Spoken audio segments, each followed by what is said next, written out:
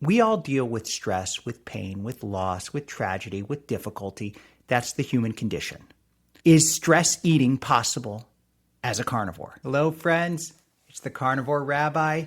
A rabbi is a teacher and source of inspiration, and that's what this channel provides for carnivores of all faiths. Welcome. We all know the phenomenon of stress eating.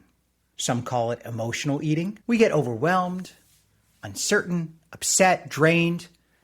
And so what do we do to comfort ourselves? We've all been there. We eat. For some people, that stress eating is ice cream.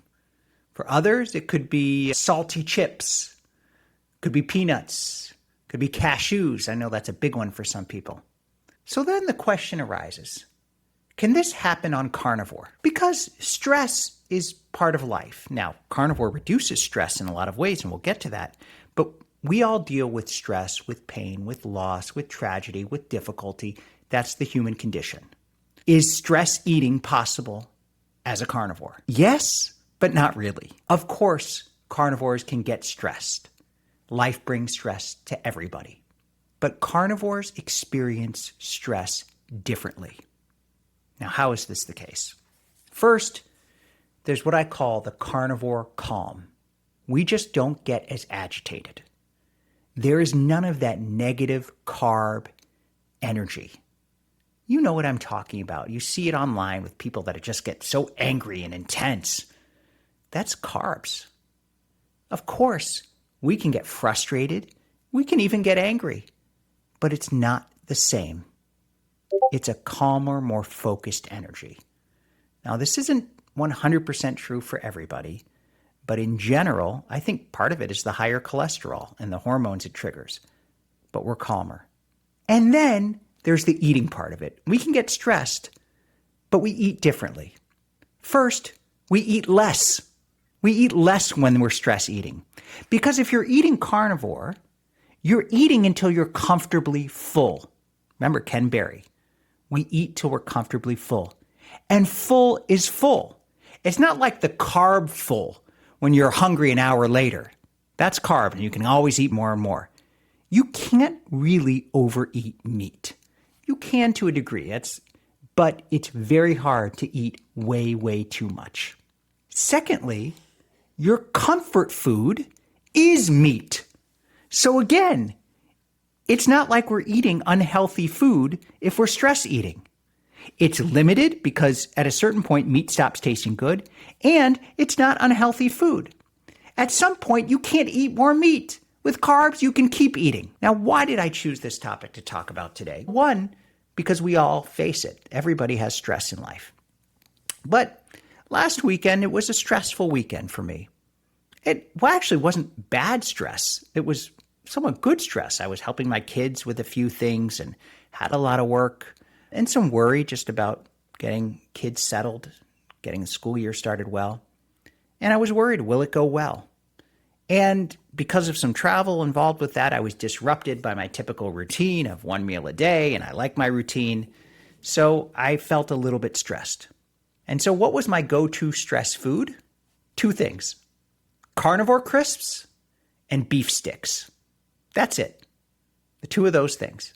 Now, the carnivore crisps are expensive, so I don't like going to that stress food all the time. I was thinking, why were what made these foods good stress foods? I think the saltiness of carnivore crisps and these beef sticks I got at Costco, they make it a little addicting, but they did the job. Before I was carnivore, I used to go to peanut butter. Lots and lots of peanut butter. And that was horrible. It's so addicting. It's so unhealthy. I guess it's healthier than donuts, but it was not a good stress food. And now it's even weird to think about that. Think about that. Now it's so simple. Beef sticks, and you can't eat that many of them because you get full. Now, everything went smoothly. Been a couple days back on my routine, and there was absolutely no adverse effects to that stress eating. In fact, I actually feel very positive about it because I know that I can break routine when need be, and life throws that at us, and go with the flow. That's part of the reason we're on carnivore, is to make life better, get more out of life. And I know somebody who's intense sometimes I need to get out of the flow. I'm a guy who likes my routines. I get into a pattern and I stick with it. But life is not always predictable. We all need to be comfortable with disruption. And I've been, of course, there's no way of getting around it. But throughout life, it's always been a challenge to be comfortable with those disruptions. As a carnivore, these times are less of a challenge, much less of a challenge. And I think that's something we all should consider. How can we make the curveballs life throws at us? How can we make them less of a challenge? How can carnivore help us be better at going with the flow, being more adaptable, going with the ups and downs of life? And here are a few tips. First thing is to prepare. That's essential. When we were traveling, I brought several bags of carnivore crisps and beef sticks. I knew that there would potentially be stress, and I prepared for it. It's the same thing as bringing a jacket. If you're going to a place that's cold, you prepare for it.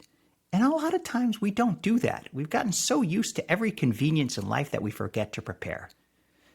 Prepare. If you're going to be in a stressful situation, bring some beef so that you're not tempted to go buy a donut or peanut butter or whatever it is. Make sure you've got those good carnivore snacks.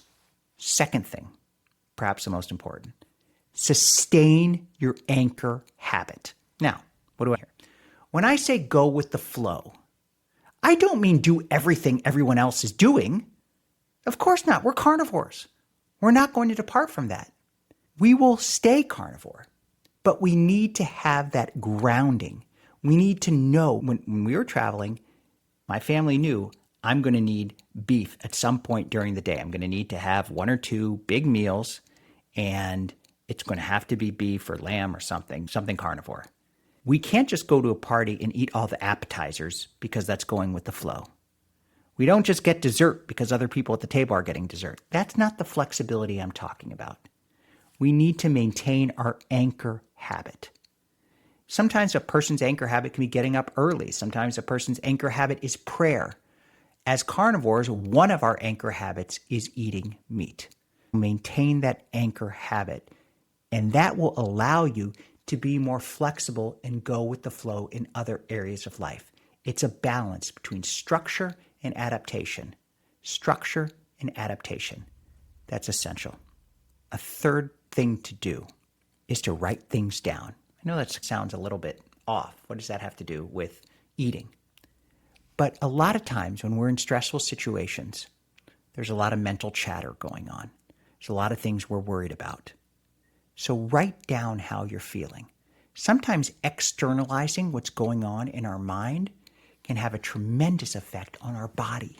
One of the things that I think carnivore does is it restores a sense of our natural state.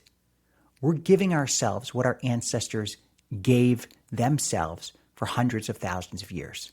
So we're restoring a little bit of that closer connection to our body and to nature.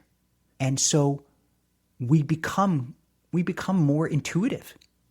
And when you write down what's going on in your head, you get rid of all that chatter. You externalize it so that you can be closer in touch with who you are. And that's a great skill that can help us get through difficult times. And it can reduce that stress eating. To summarize, stress eating does happen on carnivore, but it's not nearly as bad as it is on other ways of eating. And there are beautiful techniques that we can embrace to make it less stressful, to make us more adaptable, and to be happier throughout our lives. See you next time.